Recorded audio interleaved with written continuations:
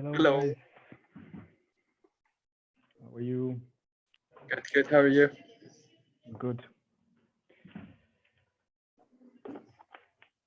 Do you know if more people is coming? I guess they're joining. I had a small problem to come to the open the room.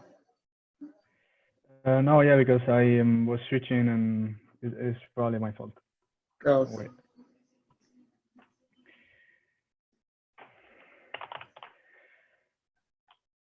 How was your weekend? Pretty boring. It was raining all day. Well, it's not like if you could have gone outside. But still, when the sun's coming, you can get some. Oh well. Hi, Antoine. Hi, how are you? How are you? How are you? Yeah, I'm fine. Thanks. Great. Messing around with electronics inside, like a lot of tiny pieces everywhere, but it's good. I have bad news for you. Well, they're not super bad news. They're just half bad news. Is that this week the planning has changed. Okay. So we won't be seeing networking this week. We will be seeing it in 1 week from now. This week we will talk about interface programming. Neil has changed the program this week, just like that. So it will be in 1 week. And so, what is it? Sorry? Sorry, what is it then? This week is going to be interface programming. Okay. So it will be more like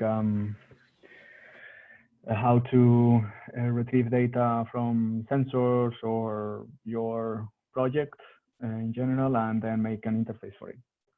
And we will see like different things like processing or some applications. I think Roger probably will teach a class in Unity, this type of things. Okay, cool. Okay, nice.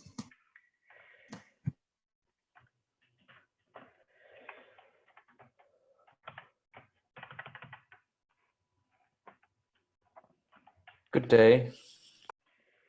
Hello. Hi, Benny. Hey, Ben. Hello. How are you, Zoe?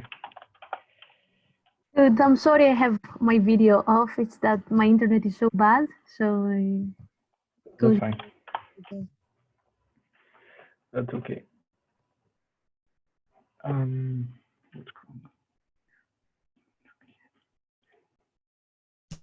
Oscar, I forgot to tell you, thank you very much for your help. I managed to do it, the PCB thing. The KiCad problem. Okay, that's great. Exactly. Finally, I just had to remove the libraries and upload them again for some reason. Okay.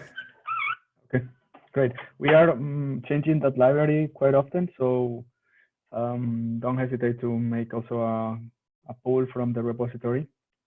Okay. Like we put more components that we find useful, so little by little we try to improve it. Okay, great.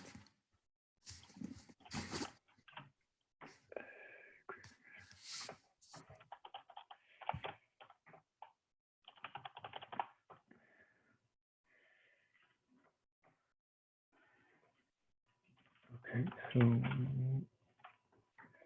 have you guys worked on something for showing today? I didn't. If not, don't worry. We have a lot of things to see. Today's class is going to be, I think it's going to be interesting. I hope for many of you. Who is it? Computer vision. Ooh. Nice. Well, let's wait if there's some more people coming, and if not, we'll start. What do we need? Yeah. Is there anything we need to download before starting? Um, I will tell you yes, but no, because I was installing this. Like, if you want to do it nicely, you have to download quite a bit of stuff and compile it yourself. We will talk about it. But when I did it, it took me like 1 hour. So we will lose the whole class just doing that. I don't know, Arman, you are familiar with computer vision and all these things, right? You have worked on that? I Or worked is it on my... an OpenCV before, Mhm. and like just applying couple of kernels to get the edge, like a contour of the edge, so I can like know the position of certain pieces, like wooden pieces. Okay. But Okay. I was like studying a bit on a like a human detection for like a pedestrian, but haven't applied like in any project. Oh, okay. Okay. And what do you I mean don't by know. computer vision? It's like edge detection and stuff, or Well, it will get more complex than that. yeah, sure. So the idea is that we will start defining a little bit some image processing problems, like, for example, finding objects of matches between images, and can be corners, can be features, can be anything. And then we will go into video and try to find things in video, and then go, like, I think this is going to be the first of 3 sessions in which we will talk about images and video, but machine learning type of things, and then we will try to go to more deep learning stuff, with the idea of getting functional code in Python that is able to process, I don't know, images that you take from people and you want to identify them or detect their faces or their feelings, I don't know, or video that you take and you want to track position of objects, motion tracking, identification of people, I don't Or know. making deep fake of people. Since now most of the people are in Zoom, we can like make it deep fake. Oh, that would be nice. Well, we can, like, after today's class, we can make a little bit of brainstorming of what things we can find for or applications that you are interested in. I can think of many of them, but I mean, if something from here you can get it to use for your project because you want to put a camera or something, better. Otherwise, we just talk in here about whatever we want. So for you, what's the interesting application of it? Because it's So like what I think, well, what I've done in the past has been like mostly object detection and like things like identification, like blob detection for people, a little bit of motion tracking. We have done some things, for example, for like detecting movement for dancers and trying to make, for example, music out of that. But sometimes it just, when working with video, gets a little bit tricky because it you have a lot of like blind spots, let's say. For example, you want to, for example, combine that with sensors that they wear or things like this. And yeah, things like that. I just find them. I mean, I have not done other than just artistic explorations on them and a couple of installations, but nothing super professional. okay, good. So I sent you the class link in the chat. I will also send you the code repository in GitLab.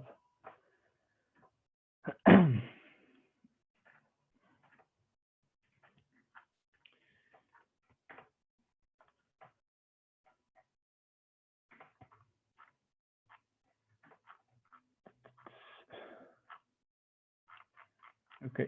Do you know if anyone else is coming, or I think Marco could benefit from this class a lot. Yeah, He's Marco's a using- bit of a mess when it comes to currency for back at Yeah. it. No, it's serious. Okay. Okay. Well, before we start, actually recording.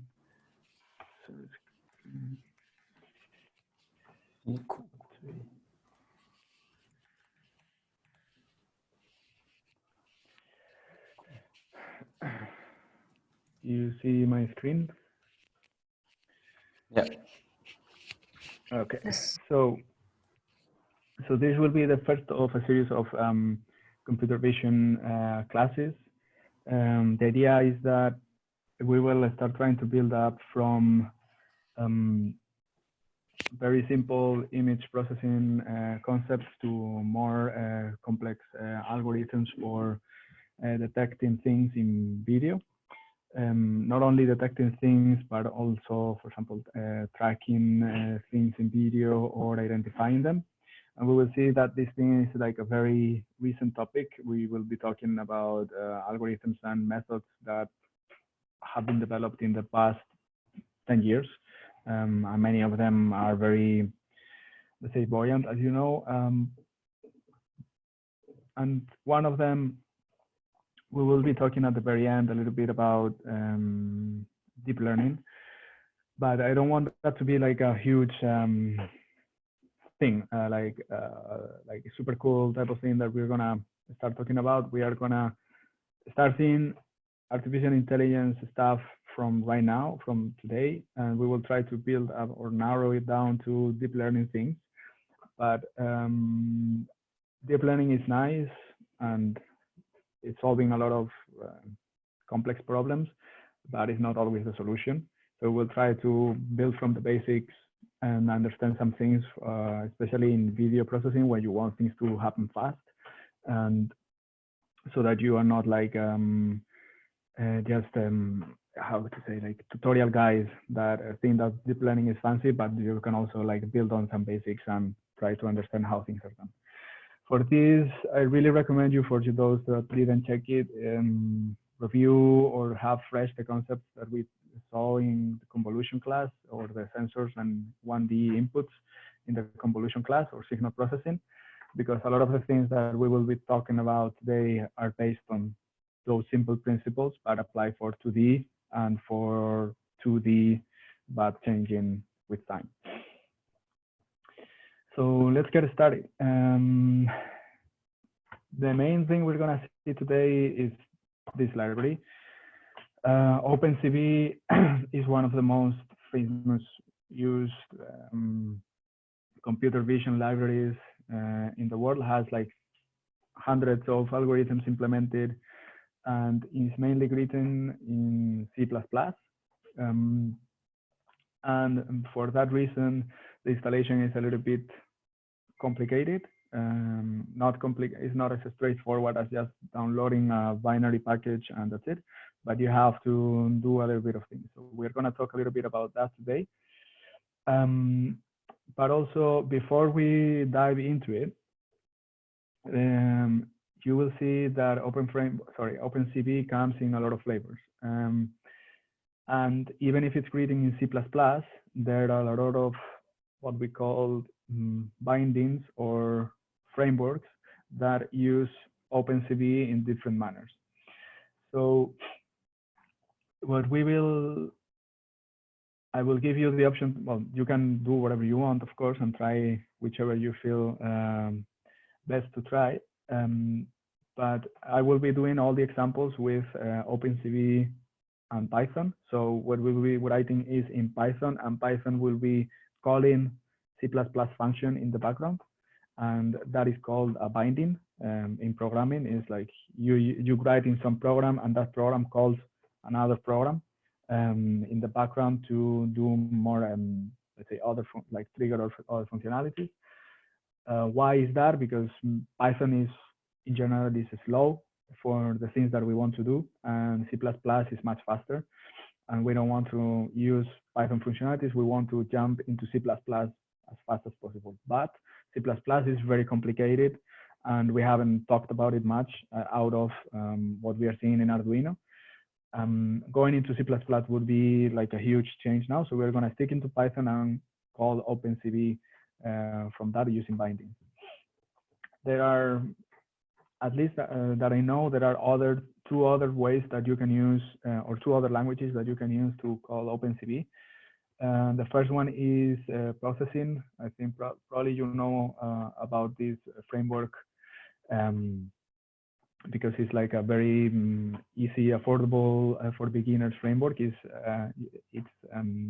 Java. The language that you write in here is Java, but it also has some OpenCV implementation, and it comes with its own IDE, so its own like interface for development. And of course, it's free and open source and all these things. And it's kind of like a very good language also if you want to do like visual arts and this type of thing. However, if you are going for efficiency and you want to do things in visual arts or like creative coding, let's say, I really recommend that you go with Open Frameworks. Open Frameworks is a set of C++ libraries that also implement connections with OpenCV. And in Open Frameworks, well, the disadvantage is that it couldn't be seen as a disadvantage, but it's that you have the complexity of C++ somehow, and that you sometimes have to be a little bit careful. It means that you have to compile it every time as well, but also it's really fast, and it's really it has not only the framework itself, it has all the C++ functionalities that you can have when you're writing C++. So you can load videos, you can connect to networks, you can send signals to other programs via OSC, and you can, for example, I don't know, if you have an Ethernet cable, you can send packages to a Raspberry Pi on the other end. You can download things from the internet and whatever. You can also do those things in Python, but here are going to be like the implementation is normally going to be a little bit faster. It's quite an active community, and it also has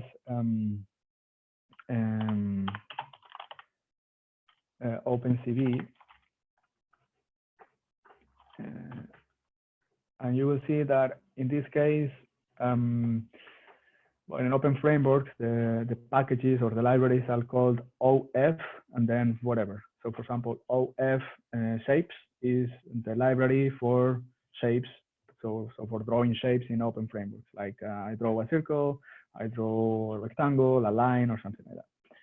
In the case of external libraries, they are not OF, they are called OFX, like for external, and they have an OFX OpenCV, in which they implement a lot of, let's say, functionalities already, for example, to find contours of people, blobs, like, for example, finding what is the, like the blob of an object, what is the centroid, or like where is the center of that object, of the blob, what is the bounding box, and do it like kind of detection thing. Plus as well, like, I don't know, trying to use hard classifiers that we will see what they are today, or loading images, videos, interacting with a Kinect, etc. Talking about that last one,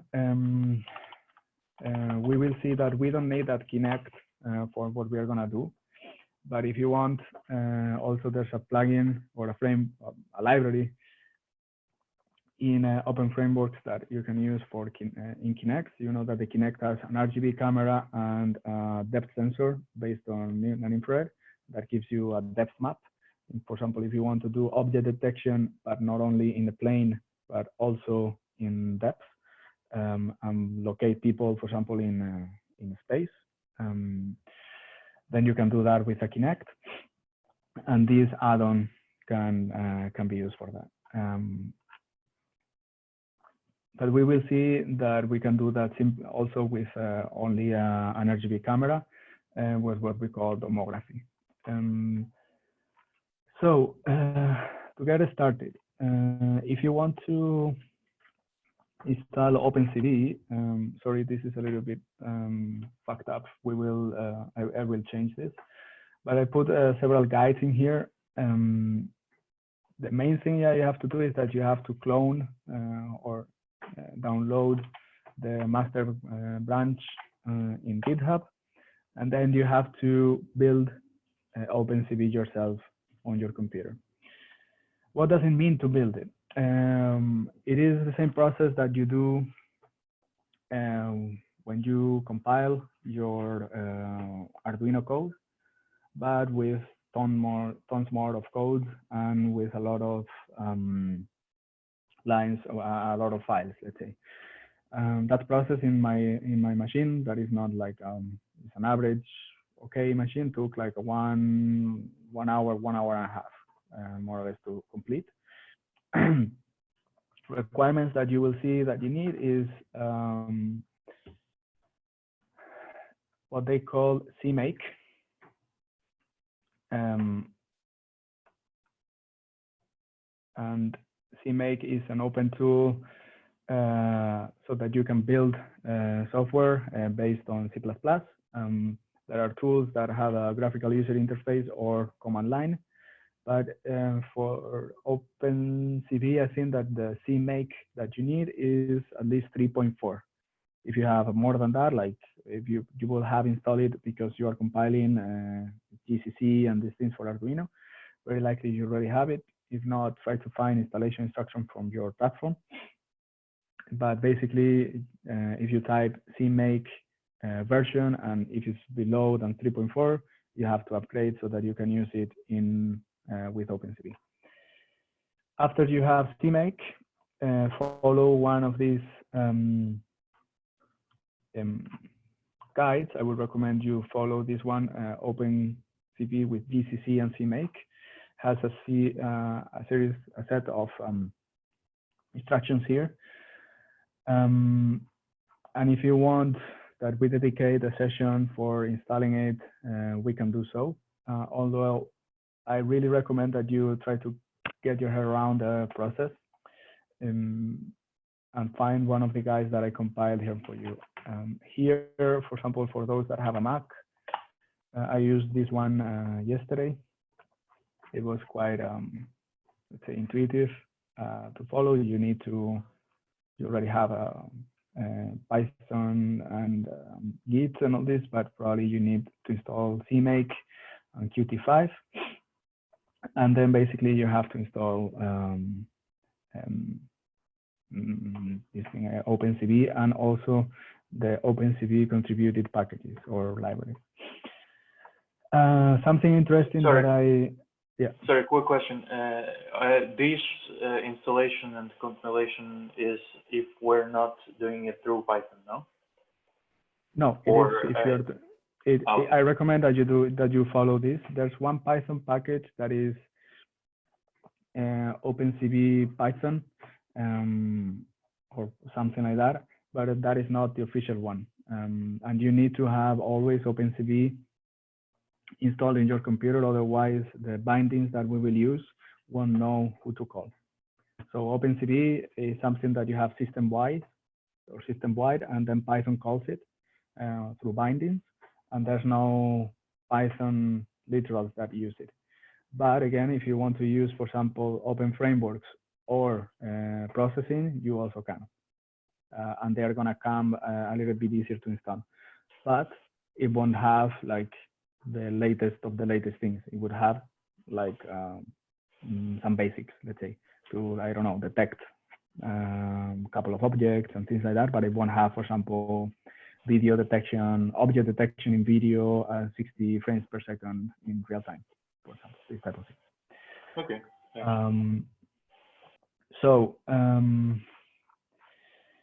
You will see that at the end, once you end up cloning and following everything, you have to call this command. If you see my screen, you see that CMake, well, that we call it in here, and then we give it some instructions. These instructions basically tell it what is Python, where are the Python libraries that we want, where do we want to put the Python libraries, what is Qt or Qt5. Qt5 is graphics library like broadly used for in computing, and you also have to install that. Also, if you follow exactly this one, you will have some, you will only have the free, let's say, features of OpenCV, and some of the algorithms that are implemented are patented. So if you want, I will tell you later which ones are patented. So if you want to install things like that are non-free, you can also install them, although you would have to pay for making use of them. And finally, you see that you will run make and make install. Make basically is making the binary. Make install is installing it system-wide. And it's using the instructions that we gave it in here. This is more or less what we do when we compile in Arduino, but we are giving it a lot of compilation flags and all these things before, so that we can bind Python and the OpenCV libraries together. And again, if this is a little bit overwhelming,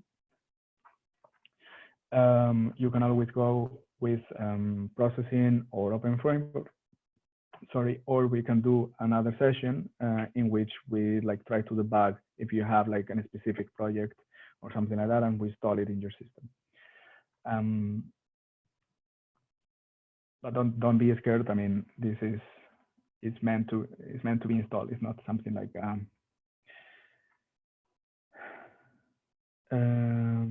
Two is asking, is that same make the compiler using? Yeah, it's the same. It's the same thing. Yeah.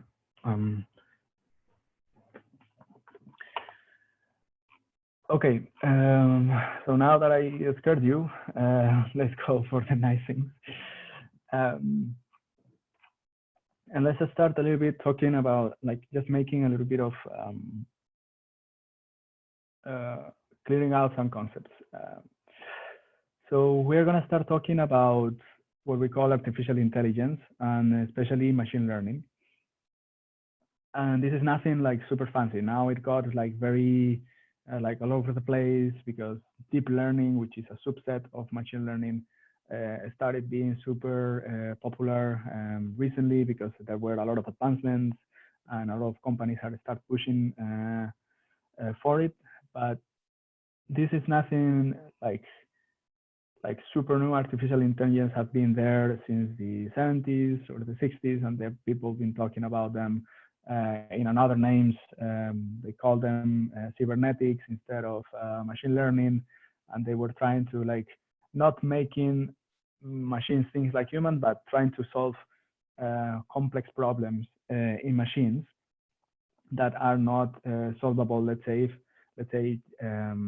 with simple mathematical operations or with simple algorithms. And the idea, as a subset of artificial intelligence, we have what we call machine learning. Machine learning is a set of techniques or algorithms that try to make machines to better respond to certain problems by training them, in which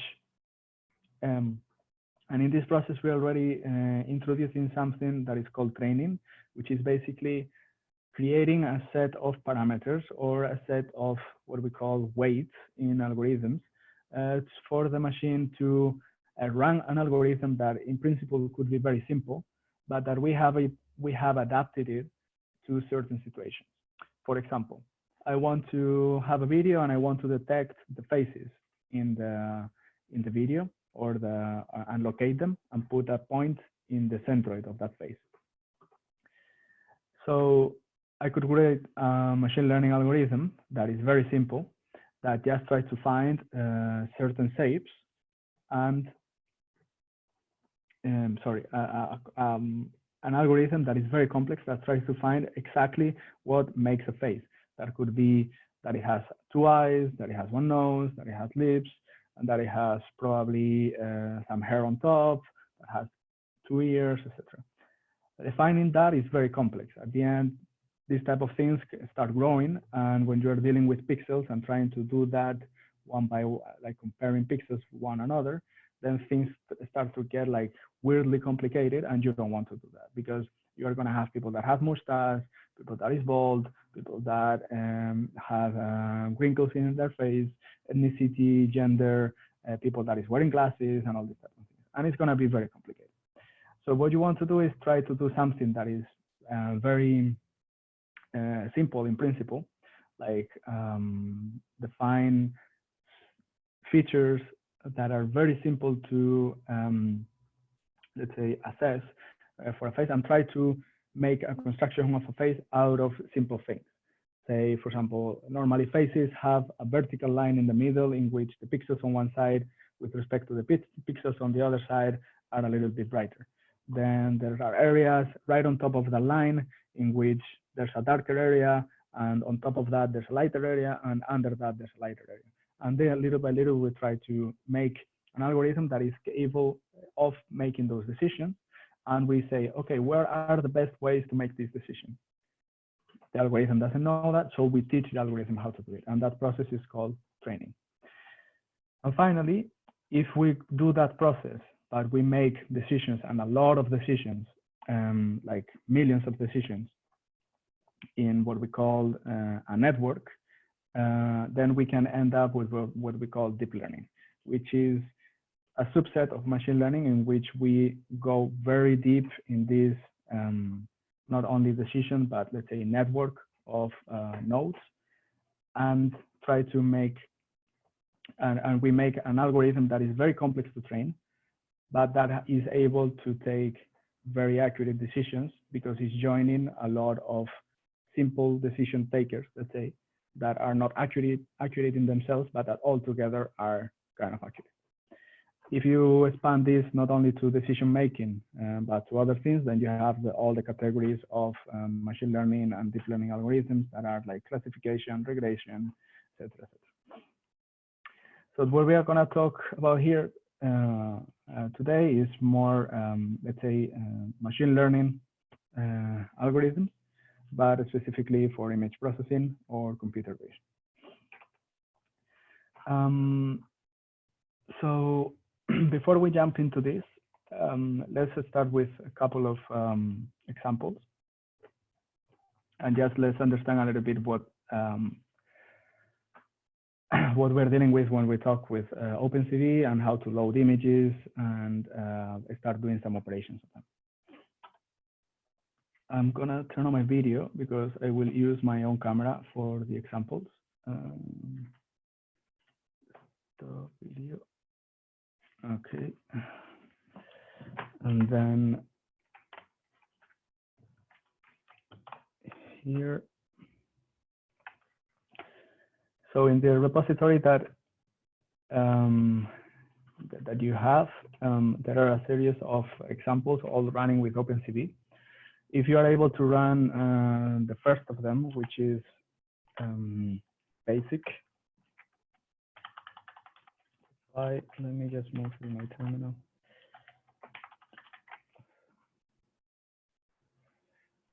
And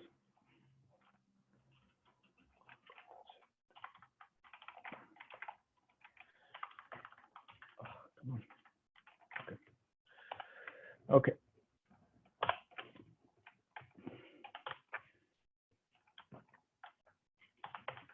Okay.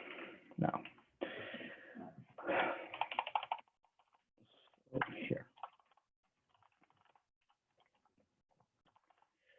Okay, so you see that I created, well, the first thing that you see, if you see my terminal already.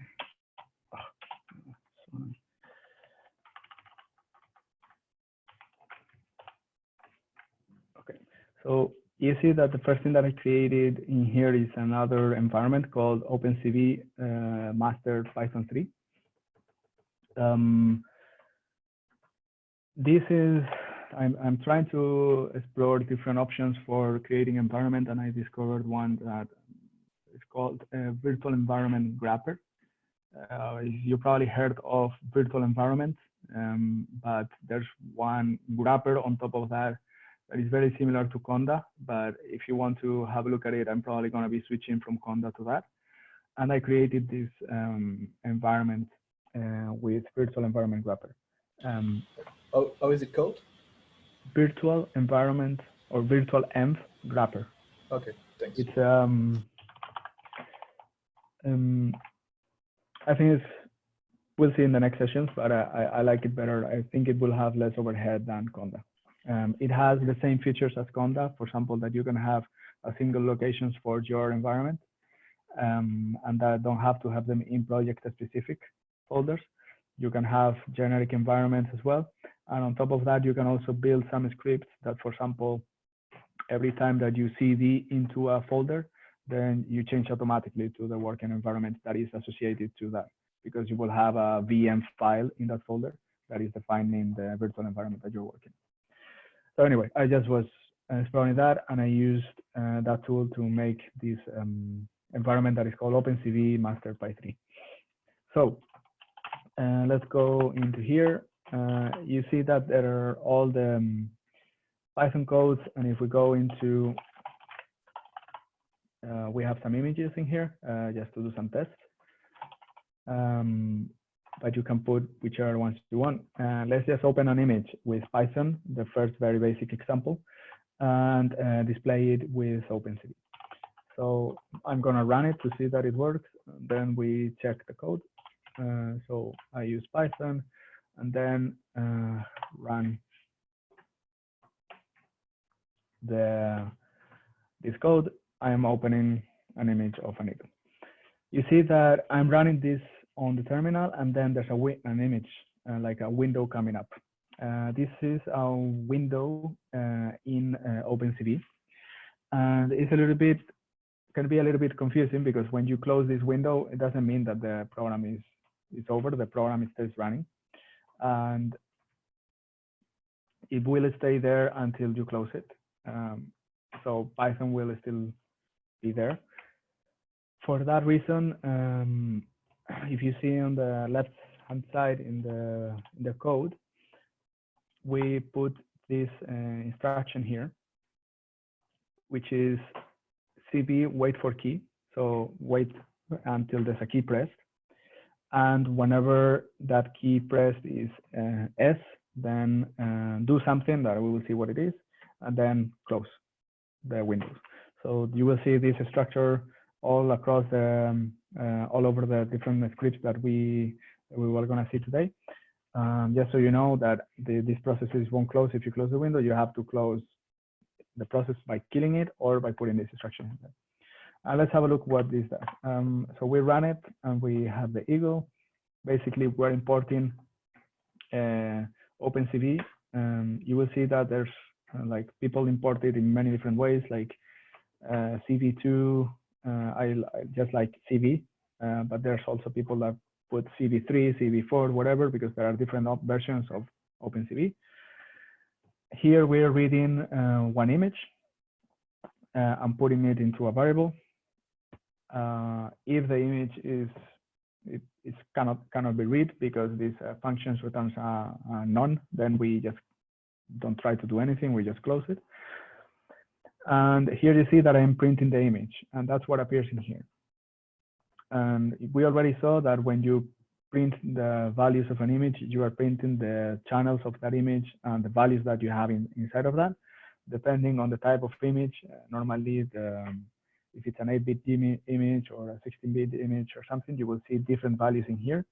I think this is an 8-bit image that is only up to 256, or yeah, 256, and then you see the different values in here already. We're not going to be dealing with these things too much, but you will see that there's a library called NumPy in a lot of the scripts, and we will, if you want to go deeper into this, you will have to learn a little bit what that is. NumPy is basically numerical calculations in Python, and will be implementations of, let's say, matrices and these type of things to represent the images as numbers, as number structures, and then do more complex operations with them. So basically what we're repeating here is just NumPy arrays that have the different colors of the image inside. Then we are showing it in a window that is called eagle. So the first parameter of this function is called eagle, and then we show the image.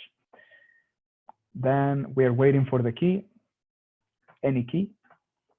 But when the key is S, then the image, well, the program closes, but before closing, we are going to make a very quick conversion of that image into black and white, and then save it as eagle black and white.jpg. So if we have a look now into images and we open eagle black and white, then we have an image in black and white. Okay, and you can do this, like perform very easy color conversions already, or resizing images or things like that with Python in like very few lines of code. There are quite a few color schemes, and I'm sure that Benji knows a lot about these things, like RGB, GBR, CMYK, HSV, and these things. Be careful with the color compression, or let's say the image code that you have inside, and that it matches what you want to read. Normally the default one is RGB, but if you have images that are compressed with another, let's say, codec or something, then you will have different readings in here. So for example, if you're reading a CMYK color image into RGB, then the colors will be fucked up and all this. Okay. And that's basically it. So we already know how to load an image. That is a super basic example. Let's do not that one. Let's do some other interesting things. So you remember that that one of the last things that we did on like 2 or 3 weeks ago in the sensors and DSP class, we were starting to see how to implement convolution directly onto images by doing like this signal, small convolution, and try to detect edges on an image of a tree. We were doing that on Jupyter and this thing. So of course, OpenCV can do that, and let's do it with another image. I'm going to show you the example, and then we see what it's doing. So Sobel is, I think it was a mathematician that implemented these Sobel filters. It's basically the same as we were doing in the convolution type, in the convolution class, but it got his name, and basically is an implementation of edge detection in OpenCV using the Sobel kernels or the Sobel filters. So when you see Sobel, don't be afraid, it's just convolution. Okay. So we are going to detect some edges. Let's put another image in here. So Sobel. Okay, so we have, let me show you the image.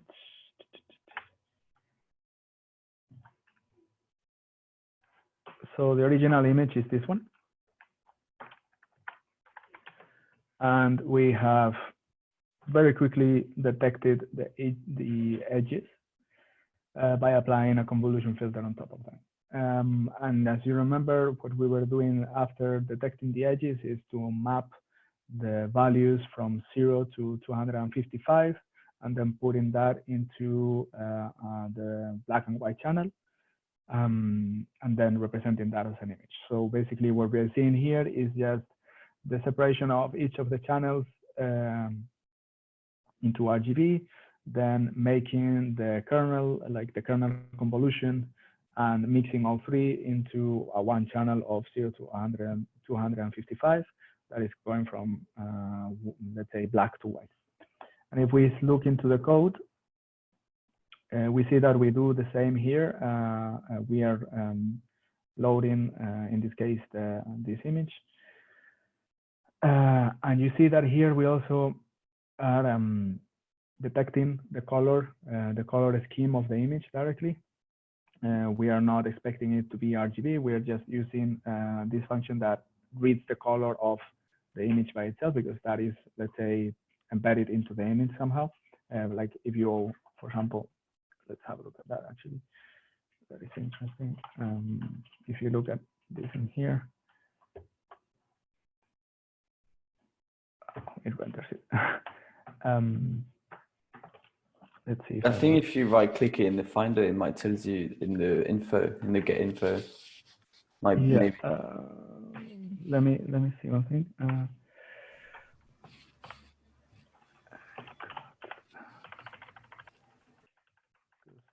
I'm not sure if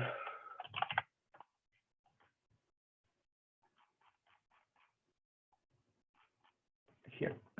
So Adobe Photoshop, CS5, Meta, blah blah blah. Instance, RDF. Also, this image was created on Adobe Photoshop CS5 Windows. And somewhere probably around here, it says the color scheme or something like that. Architect, who knows? Anyway, so that is embedded either codified in binary or in X into the image, and OpenCV is reading it from there. And then let's put the thing back again. Yeah. Here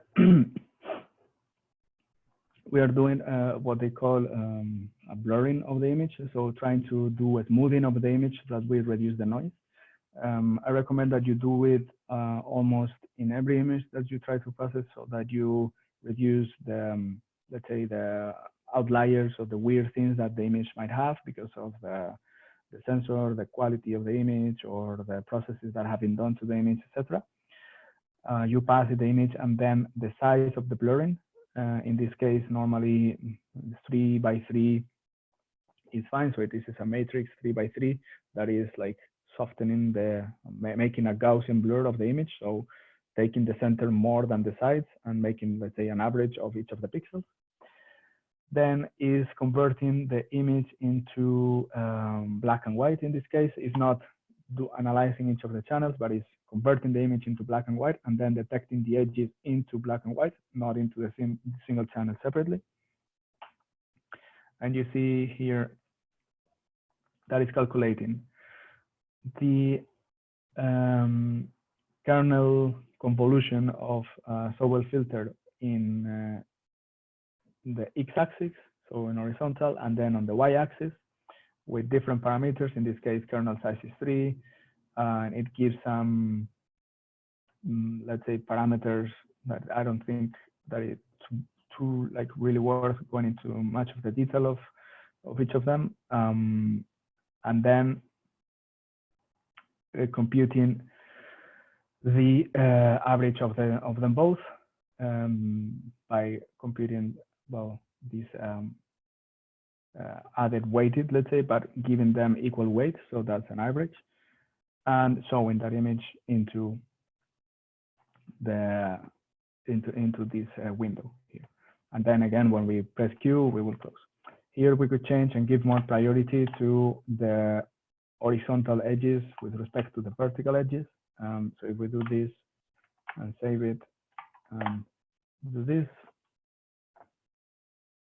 then we see that the image has changed and that we have changed the edges that we're detecting. So we are detecting more the horizontal ones than the vertical ones, and the other way around. So it doesn't mean that we are detecting them more. It means that we are detecting that we are averaging them differently. So 80% of one and 20% of the other. Actually, we could do this as well. Well, this and do this.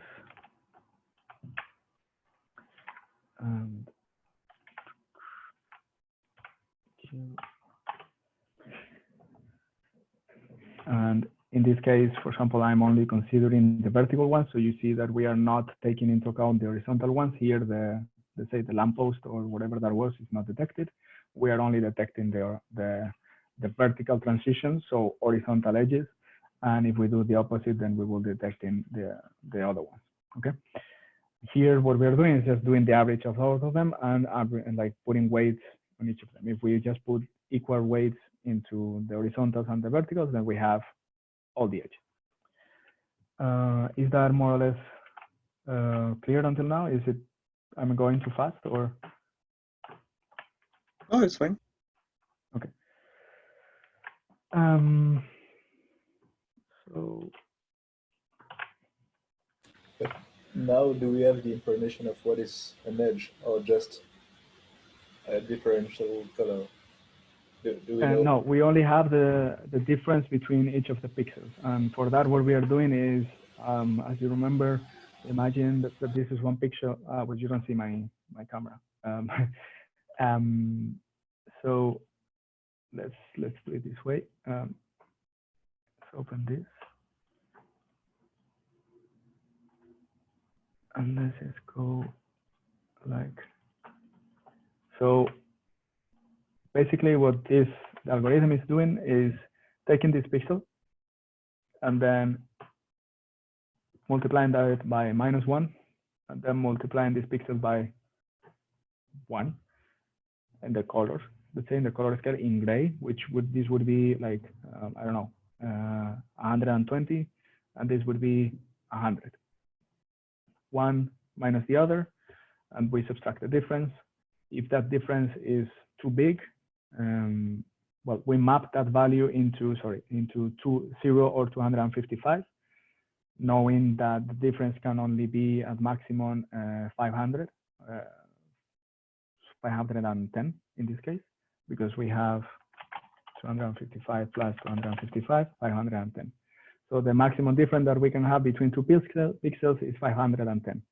So, and the minimum difference is that two pixels are exactly equal, which will be 0 difference. When there's no difference, we have 0, that we say is black. We have a lot of difference, that is 510. We map that value to white, which is 255, which is what we are doing in this instruction in compared to scale. Absolute is we're making the differences that we had earlier in this matrix and converting them into the 0 to 255 range. And the kernel, what it's doing is moving from one to another by multiplying the differences between the pixels one by one. The kernel size in this case is not just 1 by 1, it's a little bit bigger, I think is 3. So either is doing this and multiplying this, so subtracting this to this, so this side to this side, and then taking the difference of the two, or doing that horizontally. But that doesn't really matter at the moment because, well, it does matter, but that is basically what we're doing in the gradient X or gradient Y. And by finding when two areas of pixels are too different from each other, then we can say whether or not there's an edge or not. So in this case, for example, we will find an edge because this area here is almost pure white, and this area here is almost pure black. So that would be an edge because we are comparing this area of pixels here with this area of pixels here. So far, we kind of just increasing the contrast, and then later we use a different script to say if there's a big difference, this is an edge, or? So sorry, I didn't understand the question. Like at the moment, we kind of just converting the image into something that's black and white and kind of making the contrast way more like local, but it doesn't. It's not exactly dictating an edge. Like, do we need another script after to say this is the contrast is an edge? Yeah. Okay. So what is given us is just telling us that in that position there's one edge. So there's a transition between one color to another that are very different, but we don't know where that edge is at the moment. we just put it in the image and we represent it, but we don't know the exact position in the image. We will see that in a second. So to detect the position of those things, at the moment we don't know them, but at least we know that we know how to detect them. So we know how to determine what an edge is, which is a transition between color. Intuitively, that is an edge, actually, right? Like if I put, well, you don't see my screen again, but the edge of this window here is defined by where it goes from black to white, and the color of the and the bottom of the car is defined when it goes from white to gray. So by making the average of those two, at least we know that there's an edge in there. And then we will say, okay, in all the areas that are white, let's give them a value and just find the areas that are, let's say, that have pixels connected to each other. So we will go through each of the pixels and say, okay, is this pixel white? Yes. Are there surrounded pixels around it? Are there white pixels around this one? Yes. How many? Let's start exploring. Okay, there's another one here, and then another one here, and then another one here. How many of them are there? And what is the center of gravity or the centroid of that line? Then I have my edge. If I prioritize all of those and I say, my most important or my most relevant edges are the ones that are longer or the ones that are more powerful in white, then I can make a priority and say, okay, the most distant edges of this image are these ones. And I can say the edges are these ones. And finally, they look like a car because I can compare the shape of those edges to the shape of a car, for example. Okay. But then the So is with deep learning instead of, or when we start comparing stuff we get with stuff we should have. we will get to that Okay. little by little. Yeah. Let's start building from the bottom up. Let's say that we will start doing with it's something that we will jump into a little bit of theory that is called descriptors, and we will go back after this. So let's clean up this a little bit. So let's try to understand a little bit how to define edges in this case. Just by the way, one thing that I didn't mention, I've been taking a lot of the examples from some of myself, but many of them are in the official documentation of OpenCV. If you want to have a look at my examples and a lot more examples, they are in the GitHub repository, and the link is on top of the documentation. And here you have different categories for Python and for other computing languages. The most amount of one that you will have is in C++, of course, but there are a lot of frameworks that you can use. I will be focusing only on Python, but so that you know that they are all there. So let's try to have a look at what we do when we are finding edges, and not only finding edges and mapping them to black and white, but also trying to understand what those edges are and try to establish priorities. So let me run this example. This one and this one goes with an input.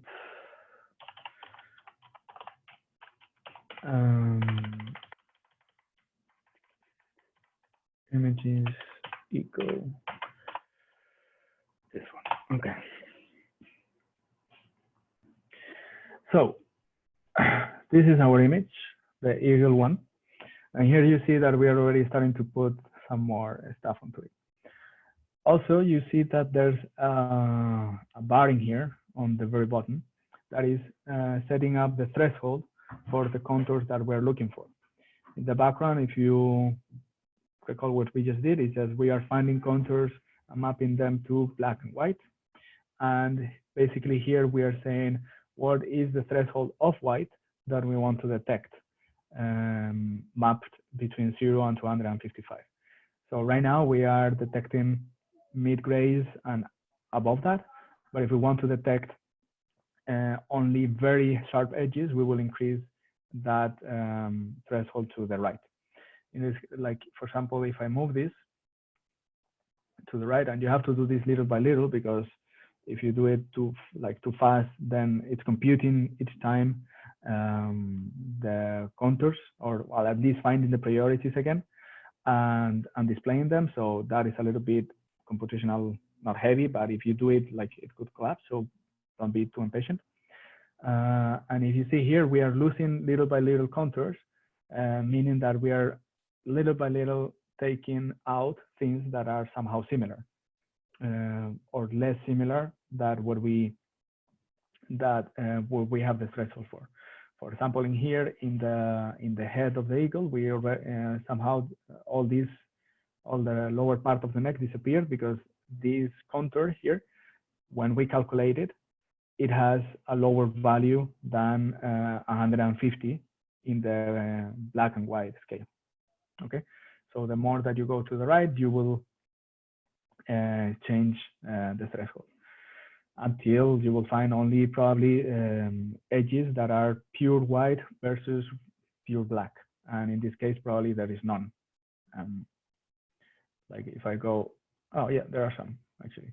So there are some pixels in here, then some pixel transitions that are mapped to, let's say, the highest level of difference, which is from 255 to 0.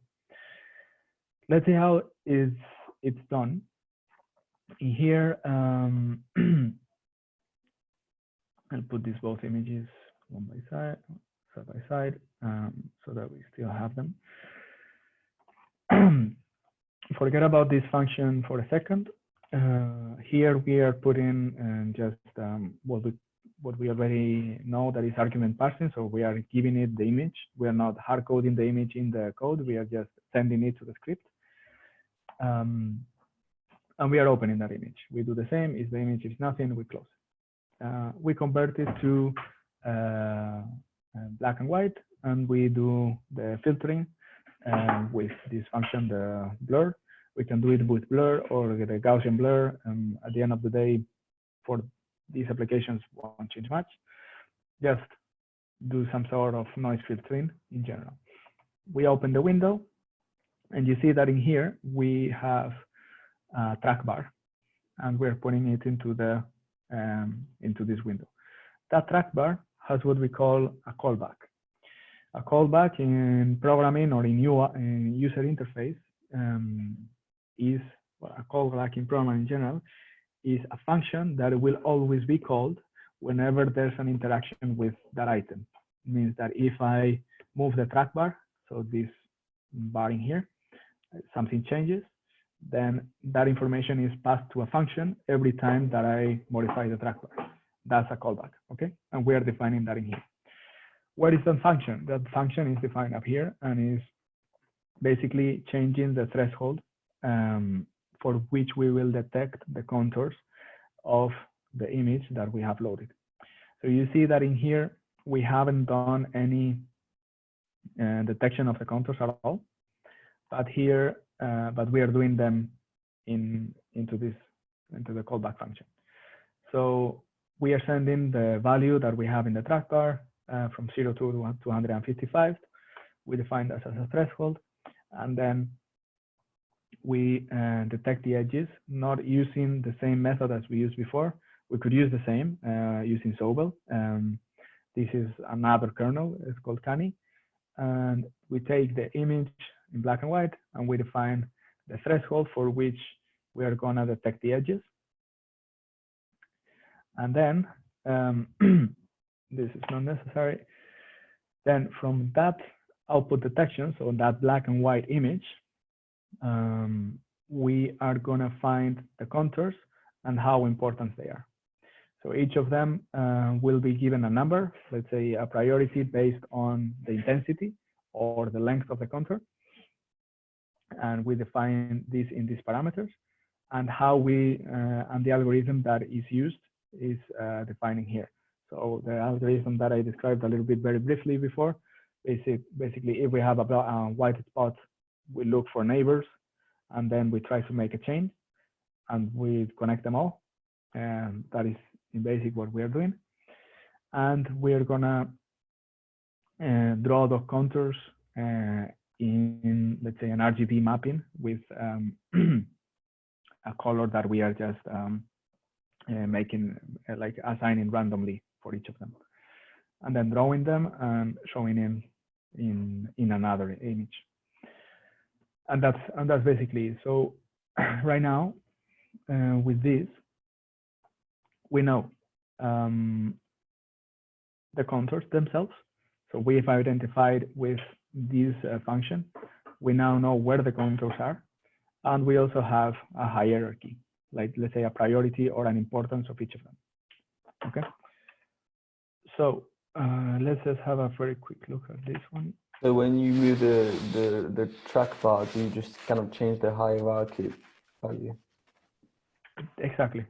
So when I move the track bar in here, I'm defining how aggressive this edge detector is. Let's look at the documentation of Kani.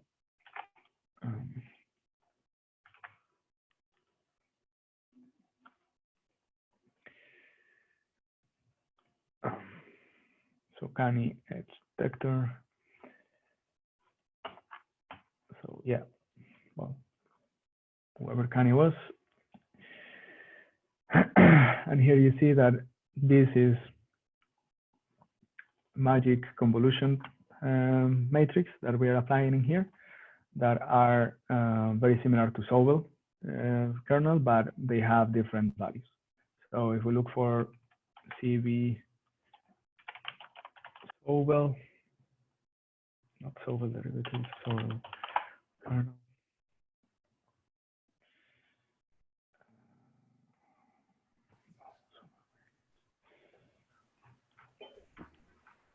So horizontal changes. Yeah. So these are the same.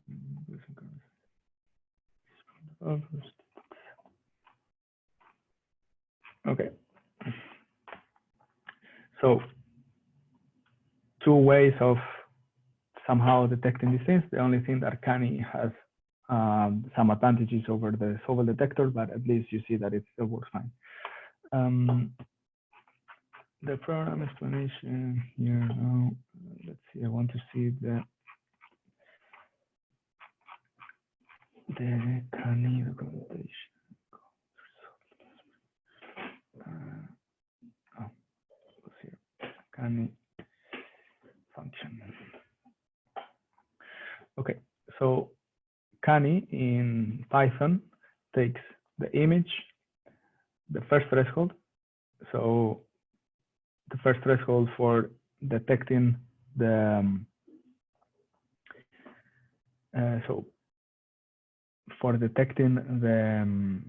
the edges, but as you see here, we're talking about hysteresis, so we have two thresholds if we, in case that we want to apply, so that we reduce a little bit the noise. The second threshold, and some other things that we are not using this. And that's what we are doing in here. So each time we are passing the image and then saying, okay, the second threshold I am defining is just threshold times 2. I could define that as a threshold times 1.1 or whatever I want, but basically we are just determining which ones are to be considered. And then we're finding the contours.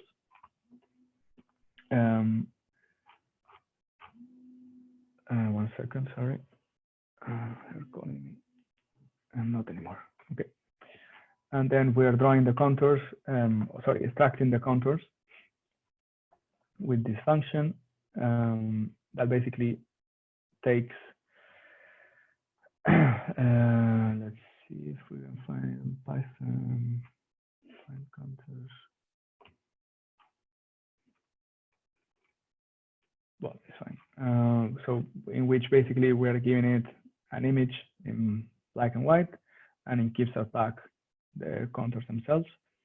And here we can define different modes, and you can read about these things. They are going to be like kind of mathematical stuff that probably won't be very relevant, at least for the applications that we are planning on.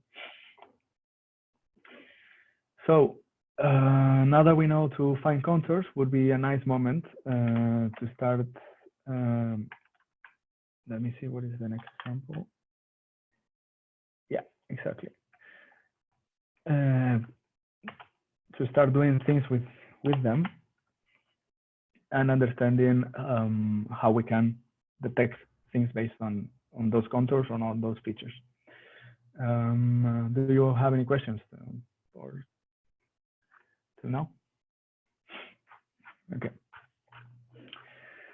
So this. I have just a small question. So the kernel that we are applying, it's the matrix application, because I still can't understand this. It's like a matrix multiplication with the pixel numbers, or it's just like a normal operation, like a addition operation for each pixel? No. It's a convolution operation. So in this case, do you see the whiteboard? No. In the screen?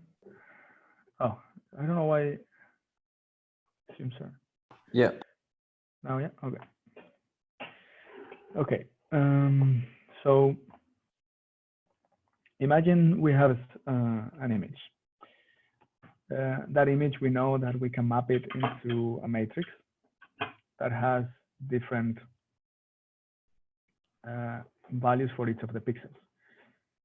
My lines are surprisingly straight today. So that's our image. Here we have, I don't know, 0, this is pure black. Here we have 30, 40, etc., etc. Okay. Let's actually put some values in here. 10, 20, 0, 30, 20.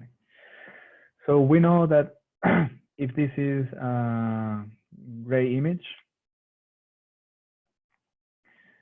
this is black, and 255 is white. What we are doing with the kernel operation is that we are doing the convolution of what we call the kernel. This is our kernel, and this is something that people study and make, let's say, a lot of iterations over them. But let's try to imagine a kernel that is just -1, 0, 1, -1, -1, 0, 0, 1, and 1. And what we're doing is we're going to take this and we're going to put it in, let's change color, format here. So we're going to take this and we're going to put it in here. And we're going to do the element-wise multiplication. So we're going to take 0 times -1. So this first 2. And then 0 times 0. And 30 times 1. So on and so forth. And we are going to sum all of them. So in this case, we will be doing -10 plus 70. So that would be, in this square, we will have a number of 60. Because we're multiplying 0 times all of this, -1 times all of this, and that is only 10. And here we're multiplying 1 times all of this. So 30 plus 20 plus 20 is 70, minus 10 is 60. Okay? And we're going to take that number and we're going to make another matrix. And for just the purpose of like making it clean now, I'm just going to put it in here.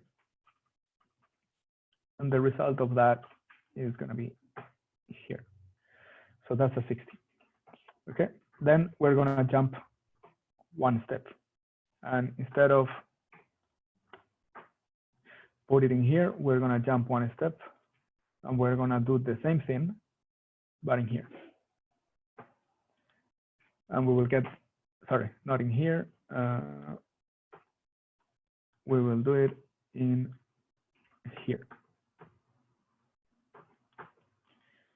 And we will do the same operation. And we will get another number and we will put it in here.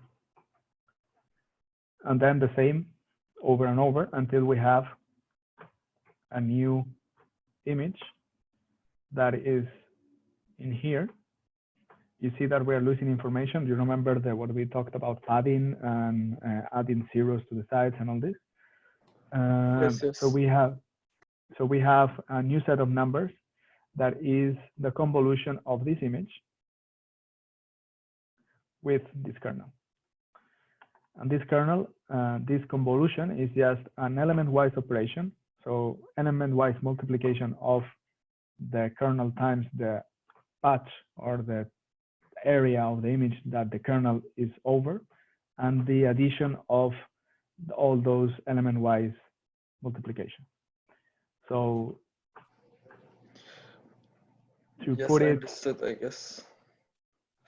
So to put it probably in a more visual way, let's see. So we were doing a convolution only in 1D, only in one vector, and now we are doing over matrices.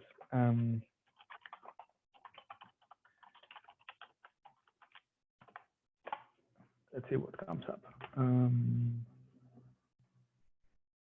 Do you see the whiteboard or the screen? Whiteboard. Okay.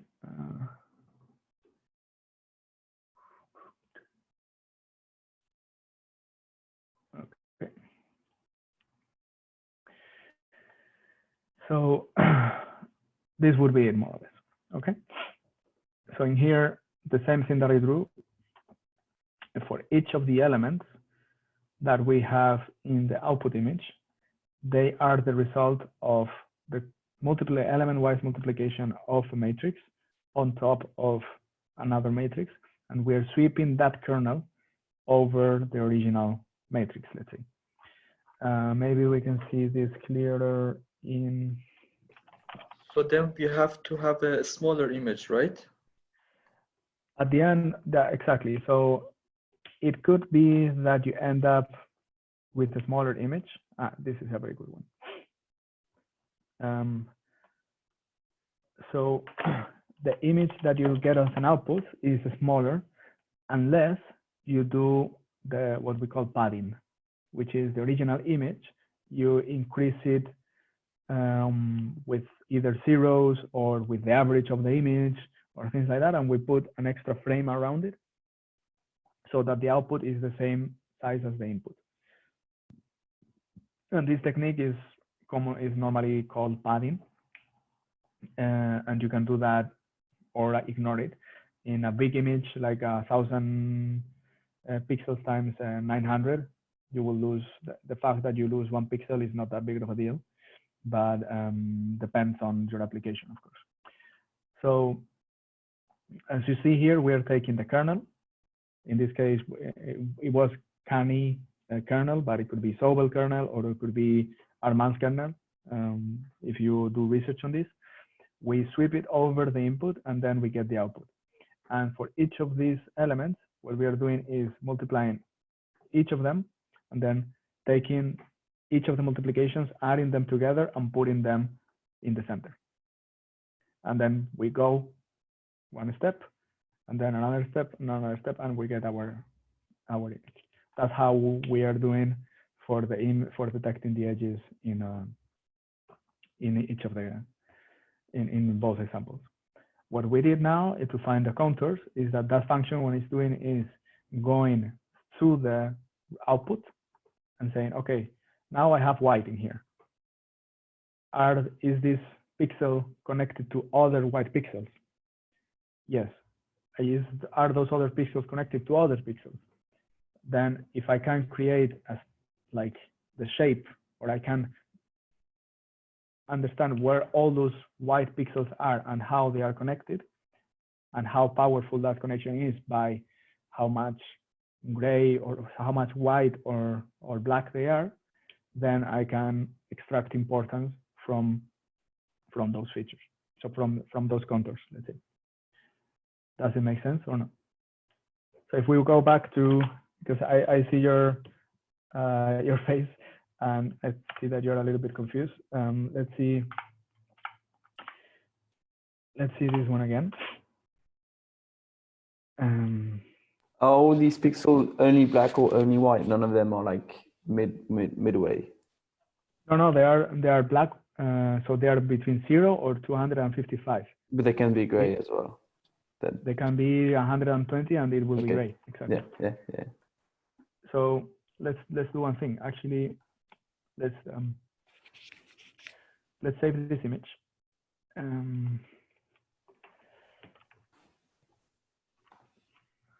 Save image right. And we're gonna call this. We're gonna do eagle, and then eagle Sobel. And let's also print. So NumPy, do you see what I'm writing, right? Okay. So NumPy, these are matrices, so they will have a shape. When I run this, You haven't called NumPy library. Wait a sec. Let me see. Tools, view, indentation, to not tabs, spaces. Okay.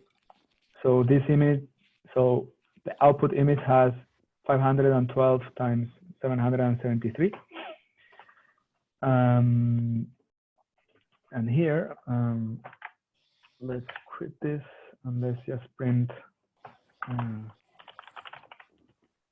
grad.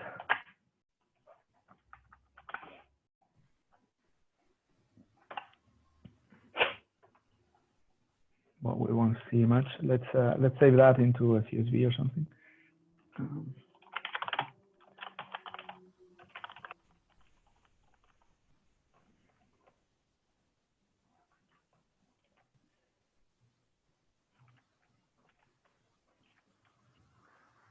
Import MP.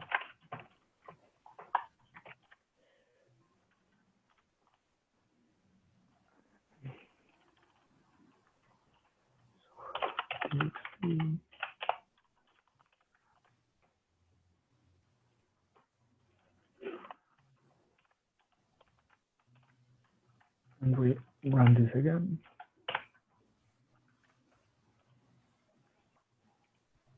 And this we have to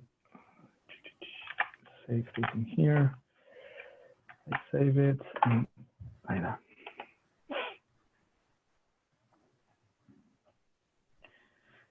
Okay, so I should have now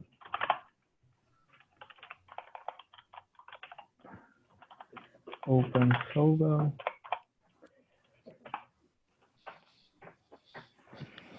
Okay, so these are the values that we saved. Let's put this as plain text. And let me just remove all of this because they are integers. Command-C-F with nothing replace.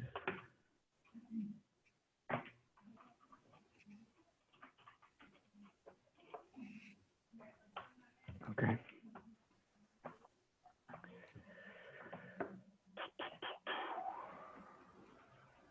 Take a little bit because there are a lot of values.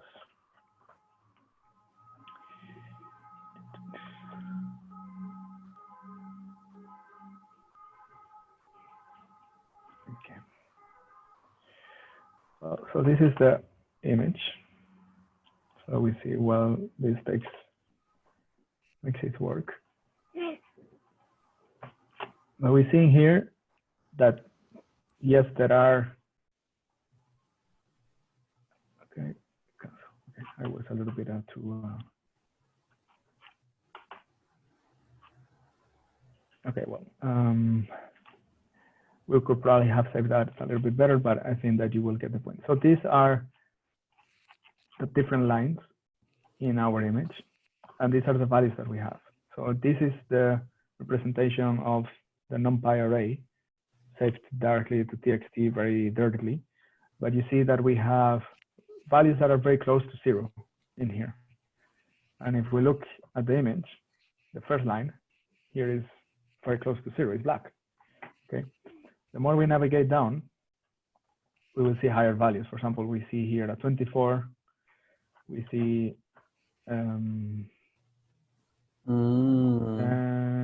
whatever. So this is coded, probably we could have coded it a little bit nicer. And let's see if integer. So it kind of just says like, if the next number is like within 10 or something, then it's part of the same thing. Let's see if this does it. Don't save.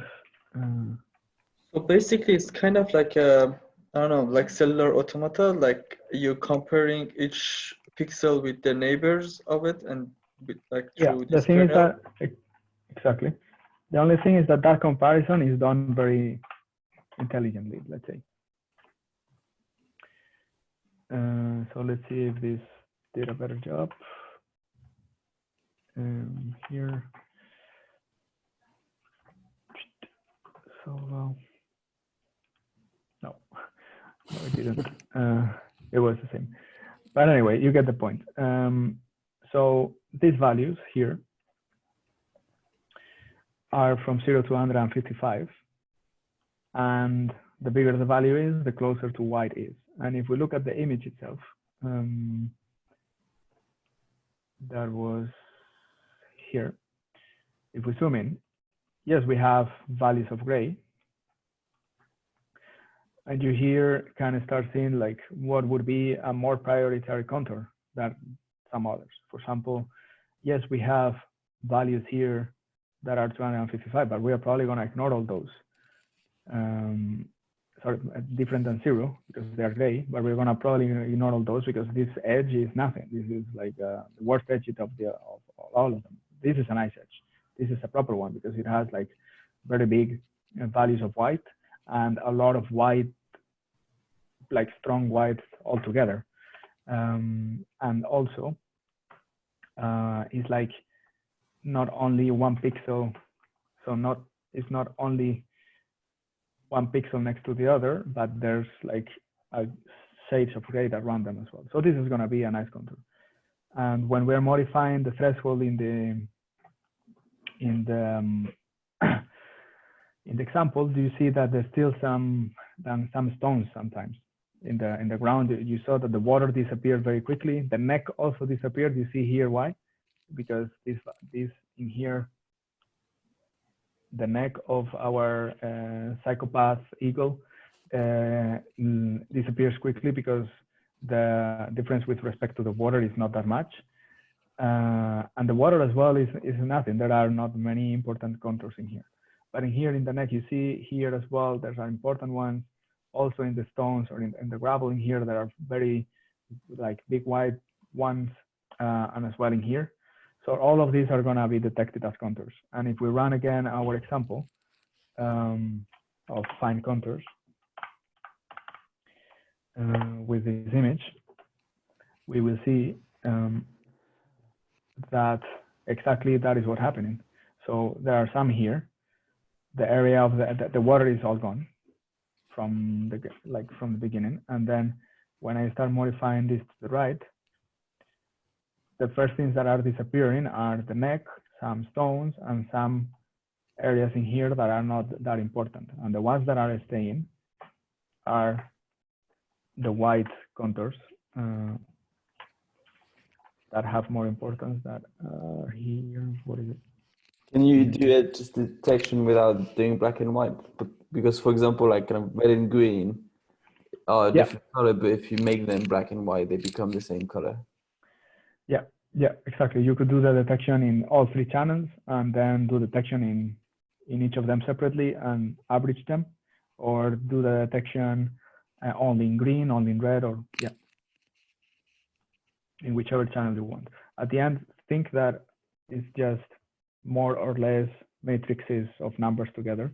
Yeah. You pick whichever you want and you do the operation that you want. So you can, of course. So yeah, so here it is. You see that, for example, the legs here, this stone or this pebble, this one's here as well. This part of the peak is also like quite prominent, and this area here has a lot. And you see here that that is more highlighted also in the let's say in the output.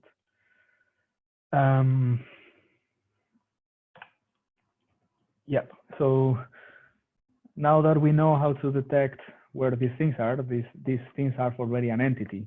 They have a position, and they have, let's say, a set of pixels that we can know where they are.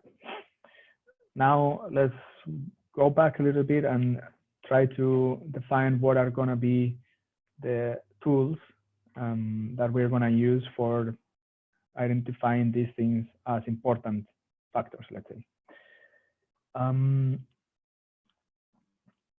So with this, I think we will do a little bit of like theory. And we will close for today. So this is defined as descriptors. So imagine that we did this process with images, but that we try to find the small parts of the image that we can represent mathematically by doing the process that we just did, and find unique, let's say, descriptors of that part of the image. If we are able to define like each of the areas of an image has like let's say an hypothetical ID or a hash, if you will, and you can compare IDs between different images, then we can see if a lot of if one image has elements from another, because we are comparing small areas between both images, but not comparing pixel by pixel, but their signature, let's say their ID. For that, you need to do 2 things. The first one is to divide the image into what we call patches. They could be, for example, patches of 16 by 16 or 10 by 10 or 20 by 20, however you want. And then define a way of creating what we call the descriptor. And as you can imagine, there are thousands of descriptors, and there are thousands of ways of defining what is that representation of what we call the patch. And then, of course, there are a lot of ways of comparing those patches. So those descriptors, sorry. So imagine that you can make, let's say, a signature of one piece of amount of pixels and another amount of pixels that is defined by the color, like the amount of red, whites, the red, greens, and blues that it has, and the intensity, this typical spectrum of an image that you find sometimes in Photoshop when you are modifying the color ranges and these type of things. Imagine that that is your signature, and that you compare that to another signature of another image. And if they are similar, then you say these 2 patches are the same. This image in here has the same, this patch in this image is the same patch as this image. They are related together. And I know the position of image A and the position of image B. I now know how to match them, how to put them together. If I do that in the whole image, and I find a lot of similarities between the patches of each of the images, then I will be able, for example, to align 2 images, or to determine if the face of that I have a stock photo of someone is the same as the picture that I'm taking of them with a camera, and so on. So that's basically the idea of descriptors. The process is more or less like shown in here. Is that you are taking small areas of the images and then creating something, a function, a piece of binary strings, whatever, however you want to call it, and making, let's say, a descriptor or a signature of that little area. The important thing here is first to find what are the interesting areas of an image. We want, for example, areas where we have contours, or where we have corners, where we have information. For example, we wouldn't want to go into this image into the water because there's basically nothing that we can extract from there. But we would probably go into this area and make a signature out of that, into this area and make a descriptor out of that, into this area as well, and try to make a representation of that that we can compare to another representation of another image. And if those two representations are similar, then we say that at least those areas of those images are very similar to each other. Does that make any sense? More or less? Yeah. Okay. So some things so that they sound familiar, at least for next time, for the next class, and we run one example and we close for today. There are descriptors that are based on what they call oriented gradients, and very likely you will see this as HOG. Is histogram of oriented gradients. We will see very briefly how this is implemented, and basically these two were created in the late 90s and are patented, so they are not free. So the methodologies here implemented are available in OpenCV, but you don't have them off the shelf. You have to pay for them. Luckily for us, OpenCV developed by themselves one descriptor that is another type. It's called ORB, and this descriptor is of a subfamily that is called binary descriptor, but this one is free, and you can use them. You can use it for finding similarities and do object detection in images and stuff. So the difference between these two is that the signature in here is created by what we call the histogram of oriented gradients, and I will explain that in a second. And in the other one is created by binary string, let's say, that defines the patch of the image that we have. The differences between each of the pixels is created. Okay, the differences, a representation of the differences that we have in the patch is represented into binary, and you have a binary string like zeros and ones that then you can compare to another binary string, and we know that that is going to be super mega fast because it's comparing binary, and that is computationally super cheap and super fast. So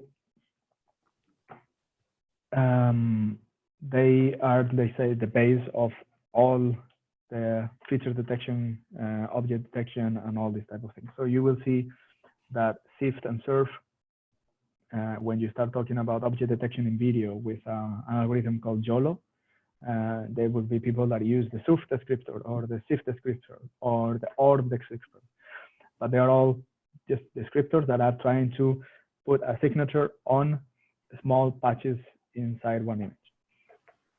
So what is HOG, or histogram of oriented gradients? So imagine that you could take one image, let's say, for example, this image of I think that's Usain Bolt, or I don't know. No, Usain Bolt is American, right? Whatever. And that you can compute the gradients of the image by applying these kernels. You remember that just the same thing as we were doing right now, we are applying a convolutional kernel on top of the image. And we are determining if there are differences between like pixels or neighbor pixels, let's say. This is what we just did, the solvable operator. We have our image with the gradients, and then we're gonna, let's say, subdivide that image in what we call patches, and we're gonna analyze each of the patches. So for each of the patches, we are gonna calculate the difference between the pixels and the orientation of that difference. So if one pixel is somehow stronger than the neighboring pixels. So if this pixel is brown, the pixel difference, so the color difference, is oriented in that direction because this guy is heavier than the rest. But there are some sort of heavy guys on the other side, let's say. So it's not fully oriented vertically, is a little bit oriented, like a little bit tilted. So imagine that we determine 8 possible orientations. So vertical, horizontal, and like vertical down. So up, down, right, left, and then the 45 degrees intermediates. And we say how many in this patch, how many of them are vertical, how many of them that are horizontal to the right, how many of them are left, how many of them are down. And we put that in what we call an histogram, which is how many repetitions of each of them do we have. So these are the vertical ones. These are the ones that go, let's say, northeast. These ones are the ones that go east, southeast, south, etc., etc. And we count that. And this is our signature. This patch is defined by this histogram. This function is, so this here is able to uniquely, however, so is able to define that this patch is composed of these gradients. And if we compare two patches, two histograms of patches, of different patches, and if they are very similar, then we can say, okay, then these items are similar. These images are very similar. And if you think of the logic of this, is that if we have this, the head of this guy, and instead of that, we were comparing the arm, for example, the arm will have, instead of so many vertical ones or semi-vertical patch, let's say, oriented gradients, it will have more, let's say, horizontal oriented gradients. Because in here, for example, if we took this one, these gradients will look more to the right side instead of up. So if we count the amount of gradients that are more oriented up than to the right, then the histogram, so this representation is going to be different. And we can somehow say that this guy, also this histogram, is representing, somehow is describing the image that we have. Then you do some process, like you normalize that a little bit, and you start calculating this. So you can define each of these, and you can even visualize it. But then if you have two images, then you can compute those gradients, and you can say, okay, how many of the patches that I have in my image, in one image, are very similar to the other patches by comparing the descriptors that I created using this method. If I have a lot of them that are very similar, then I can say that these two images are the same. If not, then I will say that they are not the same. Of course, you will be thinking that there's a problem here, is that what happens if I rotate the image? Or what happens if there is lighting differences? What happens if, for example, the image is cropped. So of course these things have been improving, and if you if you look at all those problems, yes, I rotate this image and I put it upside down, all the descriptors are going to be opposite, and then this doesn't apply. So this algorithm is not, let's say, agnostic to orientation, and for that, that's the reason that because of which you have a lot of different methods that little by little have been trying to improve this methodology. That's why you have SIFT, SURF, brief, many descriptor types. If you want to read a lot about them, I recommend that you have a look at this blog in Gilles' CV. He explains why binary descriptors and the different, let's say, sampling methods that you could use, and the different algorithms to compare them and derive those, let's say, signatures, or in this case, binary signatures. And then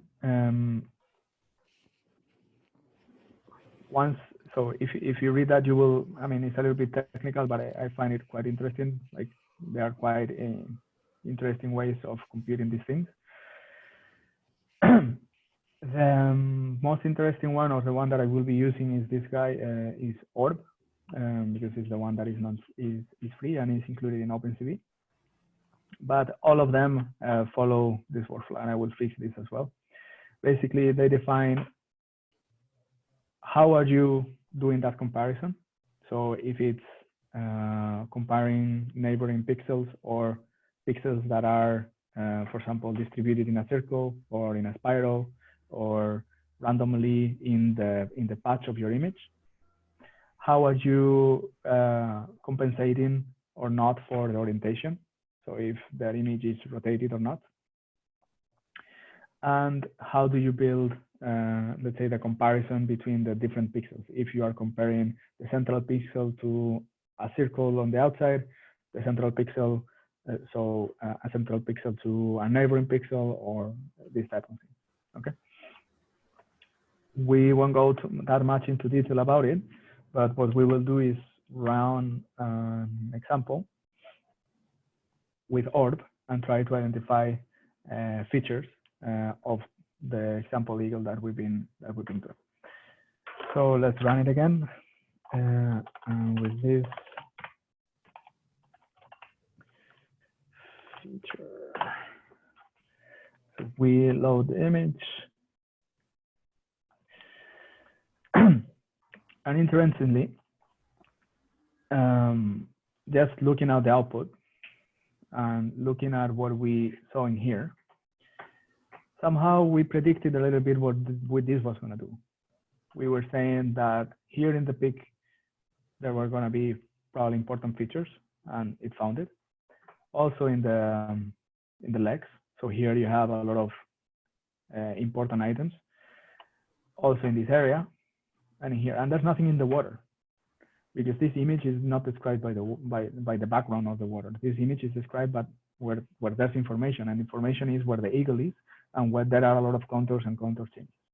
So here, what the algorithm or the script was doing is it was looking, of course, it opened the image, and it was compiling, so subdividing the image into different areas, and for whatever sample method that it applies, it's probably based on not only contour detection, but computing some sort of edge detection or something like that on different patches and comparing neighboring pixels, whatever the method is, doesn't matter. But it's able to compute those items and give us the position of all of them. And it's doing it by first, what we say, like, detect the key points, and then give us the key points and the descriptors. Sorry. So where they are, and then draw them. and put them on top of the image itself. And here, if I press save, so press S, I can open images, and I can say easel. So I have all of them. So the first one that we had, the eagle, and this I should have put eagle features.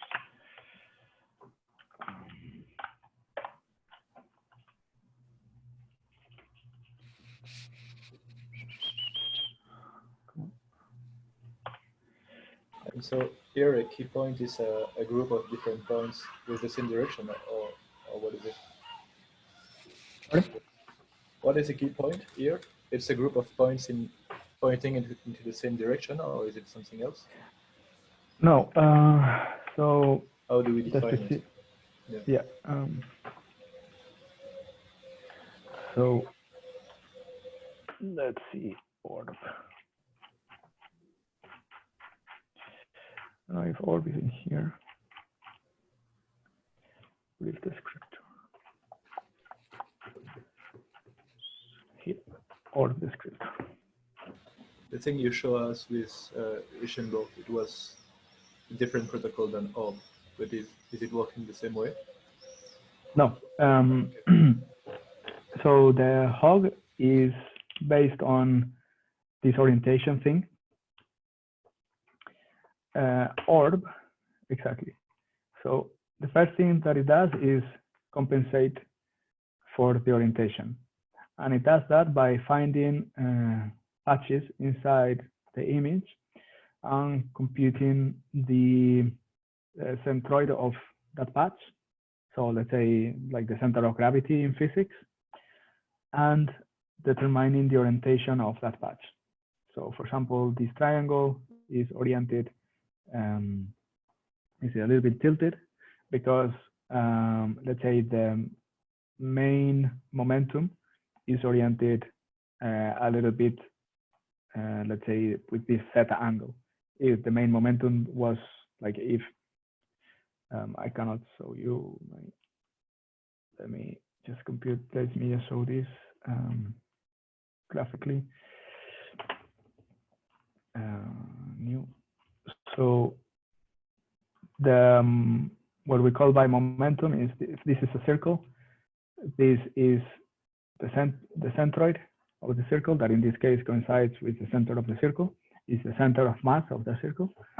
And if we calculate of that circle for each of the regions of it, the distance of that region with respect to the center, and we sum all of that, we will calculate its inertia. And if we calculate how they are distributed, either horizontally or vertically, then we will have the inertia or the momentum in y-axis or if on its axis. A circle has equal momentum on x and y, but this shape has more momentum because it has parts of that shape that are farther away from the center than closer. So there's more distribution of material, let's say, out of the center in this axis than with this other axis. And we are able to estimate that, whatever the shape is. So for example, if we have this shape, we calculate this centroid and we know that this is the main, the largest momentum, and this is the shortest momentum. So if we compute that with respect to the horizontal, we obtain this angle. And we say, okay, this patch is oriented with this angle theta, or alpha, if you will. Okay. And that's what it does in here. So before doing anything, what it's doing is taking the patch of the image, so the 16 by 16 or 20 by 20, whatever it is, and is compensating the orientation beforehand before doing any other operation. Then, I don't know exactly what it does, but very like, let's look at orb OpenCV.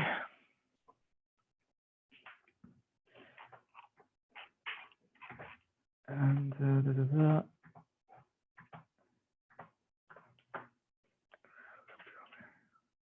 okay, so it computes, so corrects for brief. And let's go back to brief.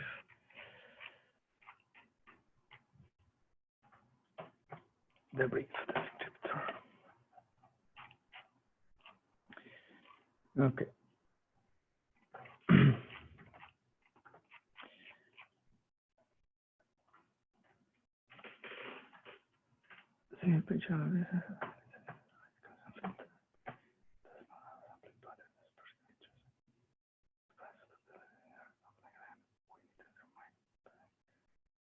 Okay.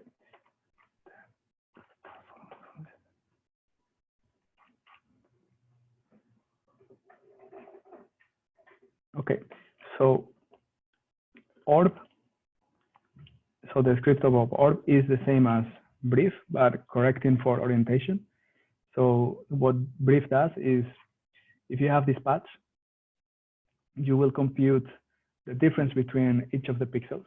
We're only seeing your whiteboard, I think. Oh. Sorry.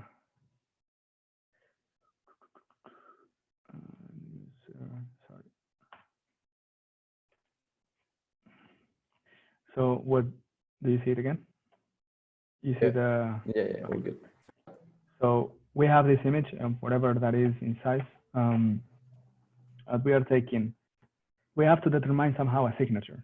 And we will do that by computing the difference in pixels, seeing if one pixel is larger than another. If the target pixel is larger than the reference pixel, then we have a 0. If not, we have a 1. And we will put that for each of the pixels. So let's assume that let's do this. So imagine that, for example, you see my mouse? Yeah. Yeah. Okay. So the pixel where my mouse is white, and the pixel on here is black. Then the target pixel is black and the other one is white, then I have a 1. If it's the opposite, I have a 0. And I'm gonna put a 0 in my string, let's say, of descriptors. I have to sample my image randomly. In this case, they found out that random sampling for doing this comparison of each of the pixels is the best thing, is the best method for finding let's say the signature of this patch. And with that, if I repeat that many times, let's say 100 times for each of the patches, then I will compute the signature of each of them. Let me, because I see your confused faces, let me put this in, let me draw it. So imagine that I have this again, and I have 1, 3, 4, 6, 8, whatever. Okay, I'm making this up.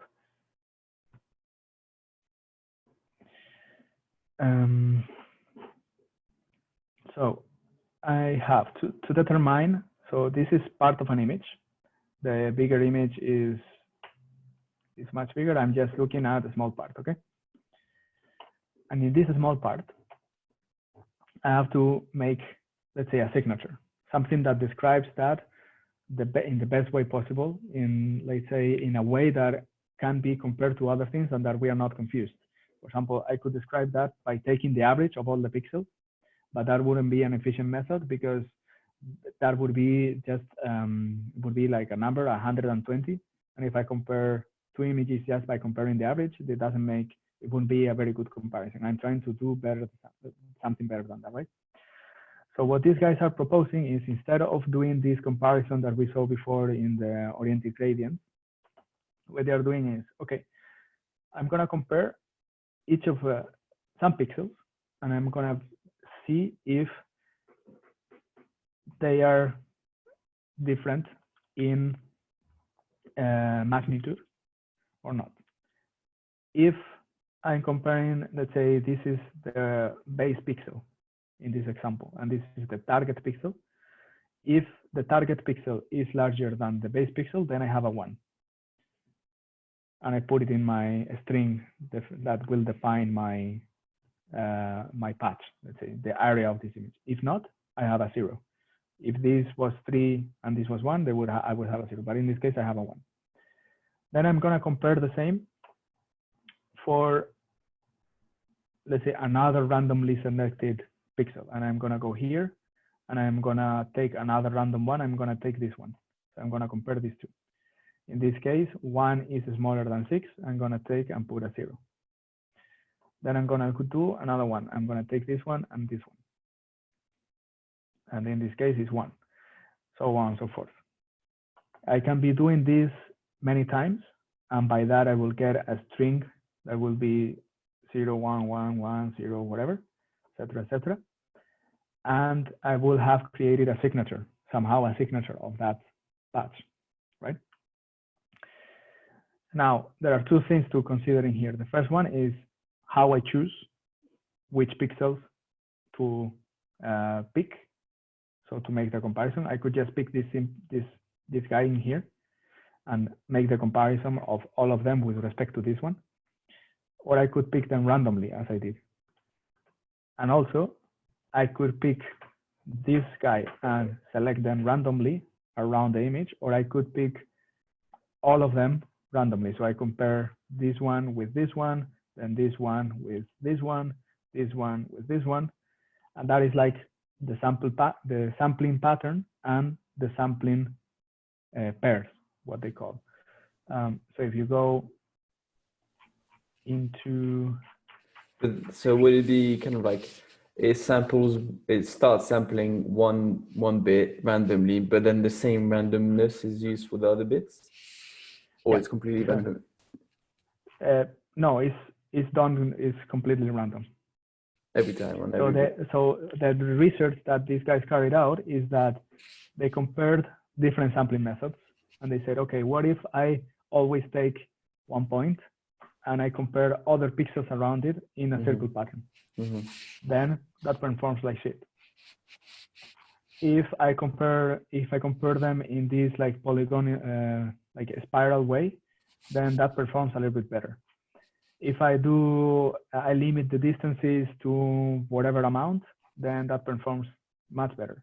And if I do it random, totally random, and I take random pixels and random distances, and I compare them, that has a very good recognition rate. And I make a signature out of that. Now, well, you were not seeing my screen, right? You were seeing the whiteboard. The whiteboard. Sorry for that. It's a little bit difficult to. No, you were kind of over the whiteboard, and it made sense. No, actually I was showing this. It was making sense still. So if I took just a central pixel and I compare them, now you see the actual. Yeah. Okay. So if I compare them taking in a circular pattern, then I have a very poor performance. If I take, let's say, this spiral, then I perform a little bit better. If I limit, for example, the distances of that 2 pixels can be apart from each other, and so on and so forth, they discovered that the best is just to go and do all random and do the description randomly. So you can create one string of ones and zeros that is defining the patch of the image uniquely. Like, it's not unique, but it's pretty good. What they do before doing all this is that they don't take the image just as it is, but that they compensate the orientation by applying this. So they calculate the momentum of each of the patches. Imagine that the patch is, I don't know, like this, and this is all blue. So they say, okay, this thing here, I'm not gonna randomly sample that just as that. I'm gonna first orient it. So I'm gonna put it and I'm gonna rotate it, and I'm gonna do it like this, and then I'm gonna make the description out of that, and that significantly improves the performance because you are avoiding orientation in the images, the different angles that you took, etc., etc. And if you think of it, at the end, little by little, what we are building is what you have used, for example, for 3D scanning. So when you do 3D scanning and you detect the distance of each of the pixels, and then you put an image on top of that, the RGB color that you put on top of it has to be oriented. So a little that pixel here that you're putting has to be somehow understood what was the orientation of that, and you are able to, let's say, match two images, the one that you do with the RGB camera with what you have to put in the 3D scan in the surface by compensating by all these things. So it's not that different from what you've already done, but without knowing so far. So if we do that, let's have a look, and let's very quickly, before we close, let's do tools, let's do rotate, let's do file, Export. export, exactly, and then rotate it, and let's save it. And now, let's just double check. Let's just double check that it worked. So that is rotated, and that is the original image. So I want to Break free. do this with rut.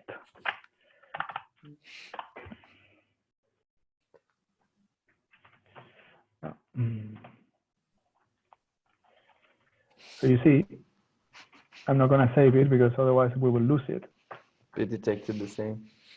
But it detected the same thing. Mm-hmm. Why? Because we compensated for rotation. If we didn't apply this algorithm, and we applied, for example, just brief or hog or these things, we wouldn't detect the same thing because the image wouldn't have been orientation compensated, let's say. Does it make sense a little bit? Yeah, but the Sobel kernel, it's kind of like, it's the same on both ways, no? Because it's like, yeah, so exactly. Would it change in this case as the kernel is similar? Is like symmetrical? No, but here what you're doing, remember, is not, you are not you are not finding contours in this case. Mm-hmm. What you're doing is zooming in, yeah, and doing comparison of pixels, let's say. So I take this patch and I compare this pixel with this other one, and this one with other one, and this one with another one. And you can do that out of contour images or out of the original image. Yeah, okay. Does it make, yeah? Yeah, it makes sense, Okay, so let's not save, well, we can save that.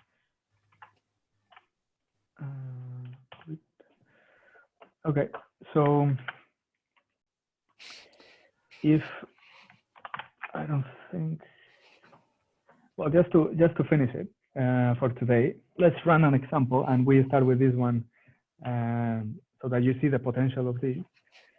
Let's imagine that I have one eagle on top of our rhinoceros, and you will see the magic of Photoshop that I applied. I downloaded the assets. So imagine that somehow an eagle was on top of a rhinoceros, and that we wanted to detect if that there was an eagle in an image, right? That would be the basic of face detection, for example.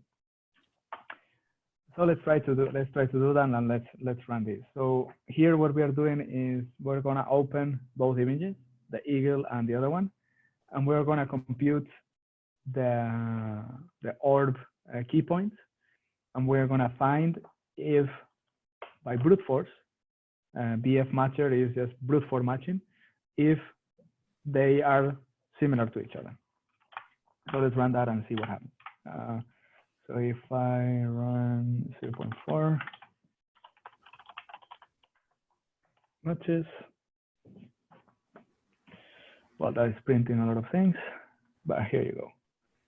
So magically, it discovered that there was an eagle on top of the rhino, and it found the key points that were found by orb, and it matched to the image on top of the rhinoceros. And it would be the same. So if I run this, but with the rotated one,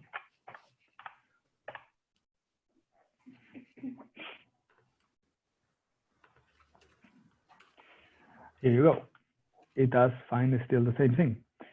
And if you think of it, this is when you have, for example, document scanning with applications like CAM scanner that automatically orient the documents, or character recognition that detect writing in, like, for example, they take pictures of papers and they scan it and convert it into, let's say, document text, et cetera, then this starts to have a little bit of application. One of the applications that this has, and with this, I promise you that we close, is called homography. Homography is the compensation of the perspective of images by finding how they are oriented into images differently and mapping them together. For example, this will be done, for example, for compensating or putting, let's say, putting images flat and trying to make, like, correct for warping or this type of things. Or in this case, if you detect one person in a video and you have a square in the bottom on the ground, and you know that that square is if you look at that square vertically, you can know what are the coordinates of that square in the space. Then if you know where that person is with respect to the square, then you know where that person is in the space. Because even if you have a red image, a flat video, since you can find these corners, then you can compensate the perspective and see, for example, where that person was moving from the vertical point of view. Well, we will see that next day. And we will go into movement tracking, face detection, and some other things. Do you have any questions? Did you enjoy? Was it too hard, or? That was good. I think that less and less people are coming to the code club, and I haven't. It's nice because you feel less guilty asking questions. Yeah. Because when you ask questions, and sometimes you, like, maybe other people's kind of like want to be on something. Well, Marco Catafo was here in the end. Yeah, it was. So I hope that you find it useful. Hi, man. Yo. Hello. Oscar, Are we still doing the asking for help sessions to the instructors? Of course, yeah. Well, you can write directly to us.